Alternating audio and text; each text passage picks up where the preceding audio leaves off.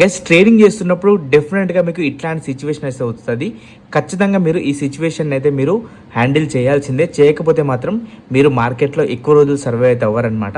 So అదేంటి అంటే guys, మీలో చాలామంది ట్రేడ్ చేస్తున్నప్పుడు మీ స్టాప్ లాస్ హిట్ అయ్యి టార్గెట్కి వెళ్ళడం ఇట్లాంటివి జరుగుతూ ఉంటాయి కదా.